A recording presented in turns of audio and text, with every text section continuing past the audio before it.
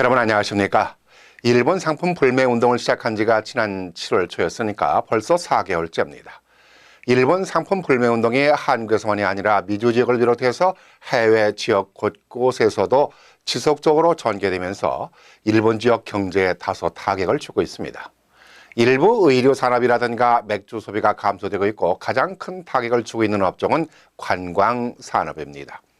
이처럼 일본 경제에 어느 정도 타격을 주고 있지만은 중요한 것은 한국인들이 일본 상품을 선호하는 의식에서 벗어나면서 우리 상품을 선호하는 변화를 가져오고 있다는 사실입니다.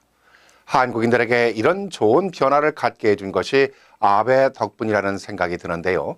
이 때문에 일부에서는 한국인들을 깨우치게 해준 아베를 미워하지 말고 오히려 고마워해야 한다는 무수의 말까지 나오고 있습니다. 물론 좋습니다. 그렇다면 일본인들이 생각하는 한국 상품에 대한 선호도는 어느 정도일까요?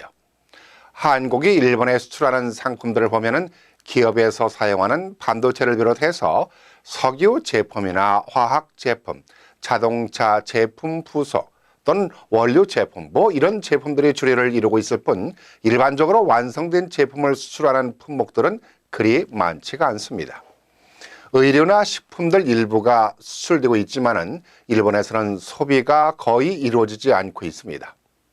완성품이라고 하는 한국 자동차가 완전 전멸하고 있듯이 일본인들이 한국 상품 구매에 대해서는 외면하고 있는 그 자체라고 보는 게 맞는 얘기입니다.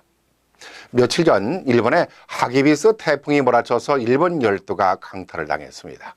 무려 490만 명에 이르는 국민들이 대피하는 소동을 벌이면서 비상식품 사재기 현상까지 일어났습니다. 식품점마다 대형 마켓이고 소형 마켓이고 할 것 없이 진열대가 텅 빌 정도로 통이 났습니다. 과자 봉지 하나라도 없어서 못 살 정도였는데도 유독 한국 라면들은 진열대를 차지하고 있었던 것입니다. 지금 이 화면에서 보다시피 어떤 의미일까요? 일본인들이 굶어도 한국 제품은 사지 않겠다는 의식을 사실로 확인하는 현장 모습입니다. 일본 상품을 선호해왔던 우리와는 정반대가 아니었나 하는 생각입니다. 관광객 숫자만 해도 그렇습니다. 지난해의 경우 755만 명의 한국인이 일본을 관광을 했지만은 한국을 찾은 일본 관광객은 231만 명이었습니다. 3배 이상의 차이가 났습니다. 그러나 인구 비례를 해본다면 한국 인구 5천만 명에 755만 명이고 일본 인구는 1억 2천만 명에 231만 명이니까 실제는 10배 이상 차이가 나는 겁니다.